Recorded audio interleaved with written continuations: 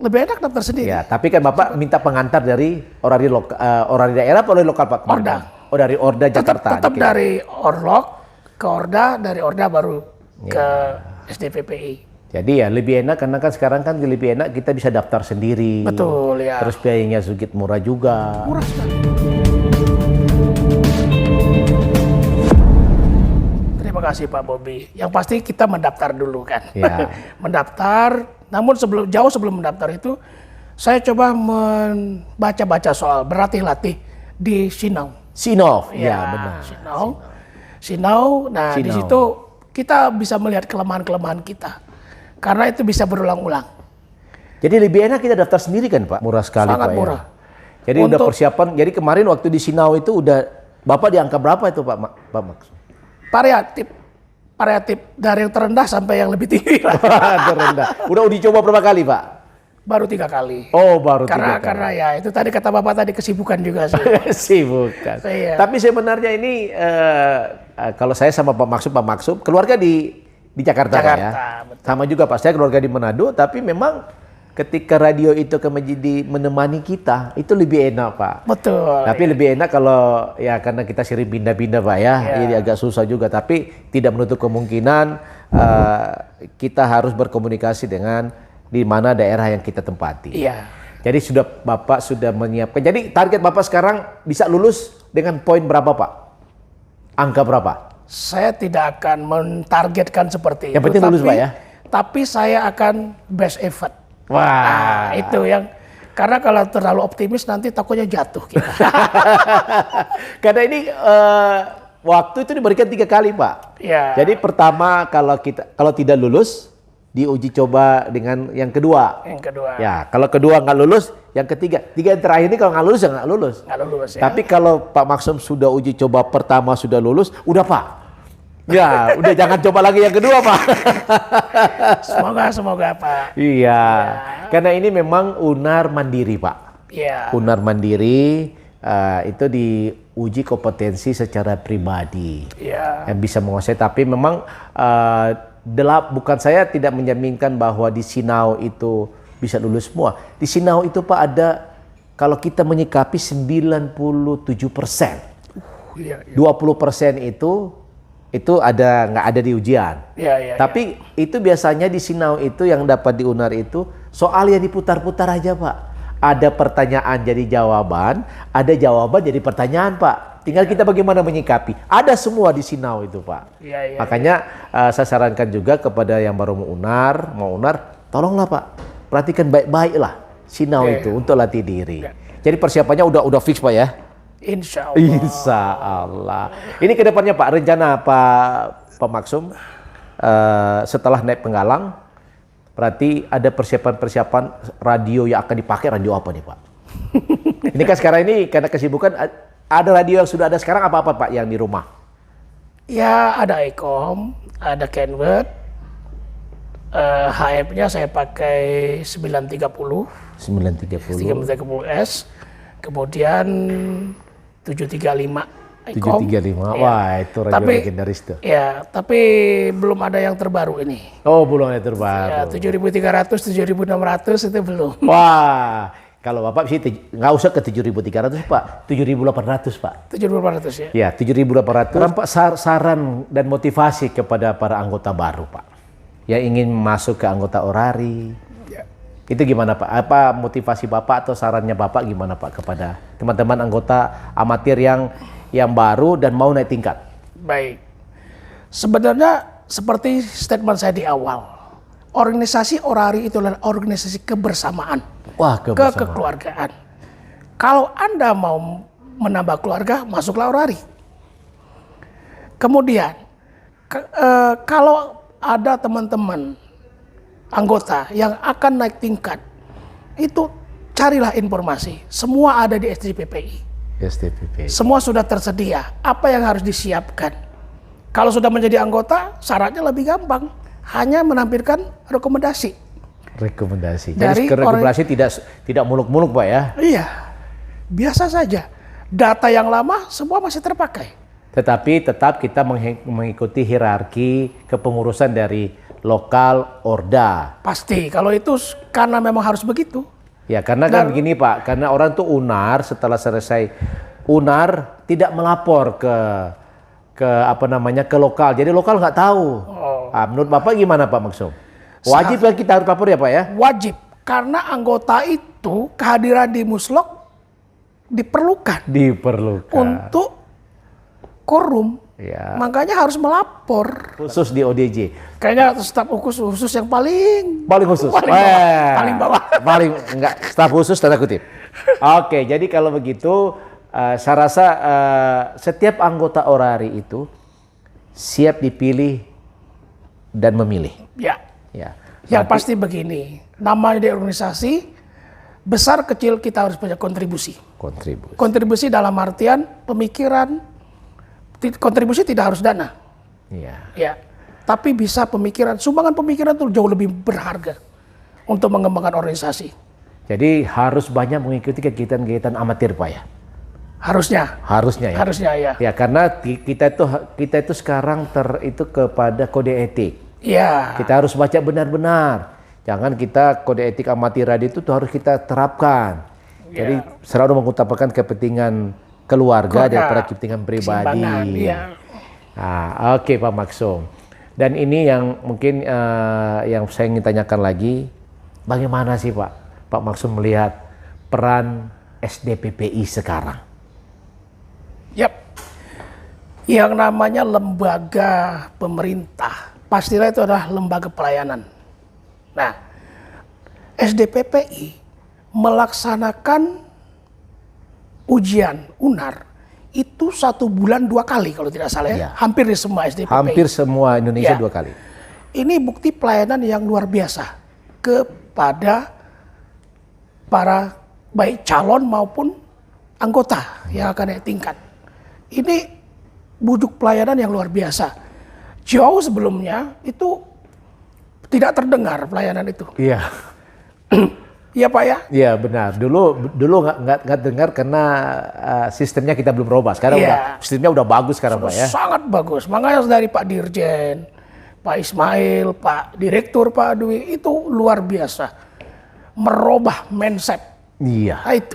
Jadi kita sudah sekarang SDPP sudah bertransformasi digital full Pak kita sekarang Pak. Betul. Jadi pionir. Ya sekarang Pak untuk masalah tadi kan masalah perizinan masalah UNA. Pengawasan frekuensi yang Bapak inginkan seperti apa Pak? Kita memang SDPPI masih perlu banyak berbenah-benah dalam pengawasan. Kalau menurut Bapak gimana Pak pengawasan frekuensi? Pengawasan frekuensi kan sepenuhnya di tangan SDPPI. Kalau daerahnya ada Balmon, ada UPT-UPT-nya. Ya, UPT-UPT-nya di Balmon pelaksananya. Karena ini sangat penting. Yang namanya frekuensi itu kan sumber daya alam. Ya. Dan itu ada keterbatasan. Makanya harus kita manfaatkan sebaik mungkin. Itu. Dan sekarang bukan eranya lagi untuk besar-besaran power. Ya. Tapi bagaimana kualitas komunikasi itu. Berbeda dengan era tahun 80-an.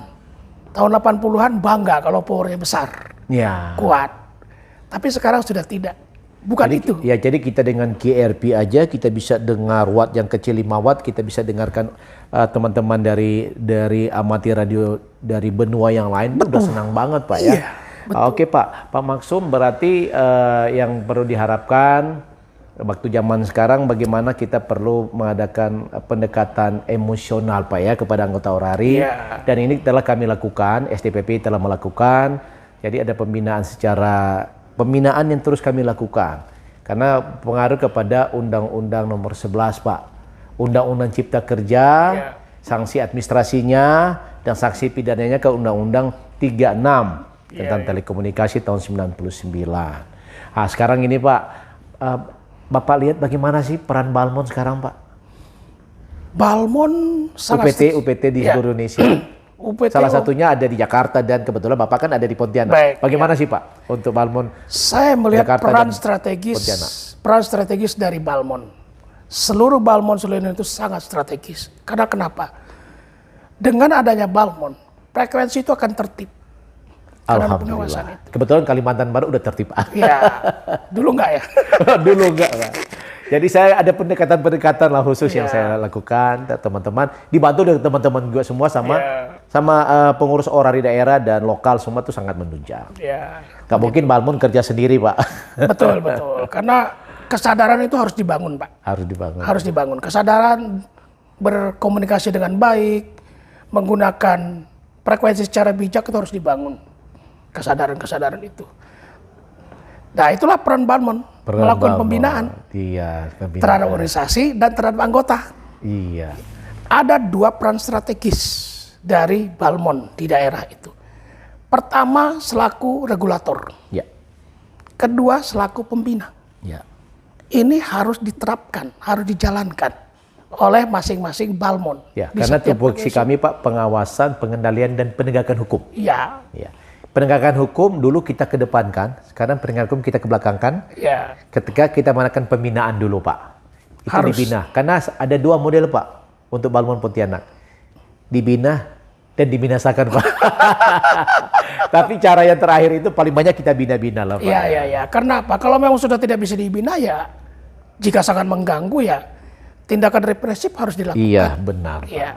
Baik secara hukum maupun secara kewenangan. Iya. Sekarang bagaimana tentang orari saat ini Pak? Menurut Pak Maksum gimana sih orari organisasi radio amatir Indonesia secara keseluruhan ini gimana modelnya Pak? Baik Pak Bobi, ini sangat yang menarik. Topik yang sangat menarik bagi saya, orari ya. Kita ketahui yang namanya orari itu adalah rohnya itu pelayanan ke anggota. Ya, pelayanan anggota. Tanpa anggota tidak akan pernah ada orari. Betul, seperti itu ya Pak. Jadi yang saya lihat, saya rasakan, saya merasakan manfaatnya besar sekali. Kenapa? Mulai dari lokal, kita berkomunikasi dengan para senior, dengan yang baru-baru juga. Guyup. Dari lokal kita ke Orda. Di Orda komunikasi enak. Banyak hal yang bisa kita ketahui. Banyak ilmu yang bisa kita serap. Cara berorganisasi, walaupun saya seorang organisasi juga. Saya organisatoris. Kemudian organisasi orari pusat. Orari pada umumnya. Kembali lagi statement awal saya. Pelayanan. Ke anggota. Iya. Saat ini sebegitu mudahnya untuk menjadi anggota orari. Hanya dengan siordik. Ya, siordik. Ya, siordik. Ya. Yang langsung terhubung ke SDPPI, server SDPPI, sehingga data kita langsung berpindah. Begitu mudah. Mendaftar, membayar iuran, setelah itu kita akan mendapat dapat IAR-nya, call IAR, terus dapat call sign-nya ke KTA-nya. Ya, KTA kemudian tag. Ya. Yang bisa kita download langsung. Iya. Dan langsung kita dapat NRI. Jadi sistem sekarang karena kan ini Pak, orari itu kan organisasi radio amatir. Iya. Tapi bukan karena amatirnya Pak. Sekarang kan sudah profesional Pak. Profesional. Namanya amatir. Iya. Tetapi sistem yang dikembangkan sekarang oleh teman-teman orari itu dan keseluruhannya itu sudah profesional ya Pak? Iya, sudah. Pelayanan kepada anggota Bapak tadi Pak Maksum bilang sudah semakin bagus Pak. Bagus sekali. Kenapa? Tidak harus melalui lokal untuk menjadi anggota. Iya. Tidak harus melalui Orda. Jadi tidak perlu face to face Pak ya? Nggak perlu. Hanya dengan mengklik, memasukkan IAR, memasukkan call sign, keluar. Ya, tapi kita kan sebagai orang timur Pak, ketika kita udah jadi anggota, kita kan harusnya sowan juga ke lokal Pak ya. Kalau itu iya pasti. Iya pasti Pak ya. Budaya Pak itu. Kalau itu sebelum saya mendaftar, justru saya ke lokal dulu. Iya. Bertanya bagaimana caranya. Kebetulan saya lokalnya Jakarta Timur. Orlok Jakarta Timur. Jadi manfaat siordik itu sangat-sangat terasa. Sangat terasa ya. Sangat terasa. Jadi sekarang kalau Pak Maksum lihat bahwa memang sekarang organisasi itu benar-benar sudah berperan melayani anggota sekarang Pak? Sudah. Dan semua permasalahan anggota ditampung dicarikan solusi. Ada solusinya. Ada, saya rasakan betul seperti itu. Dan sudah terrealisasi semua, Pak? Sudah, dan kebetulan saya saat ini kan ada di staf khusus Orda DKI. Wih, keren, Pak ya. Jadi saya merasakan betul. Saya nuansa kebersamaan itu terasa sekali. Ya. Sekarang kan dari anggota ke Orpus, daftar semua ke Orpus, langsung Orpus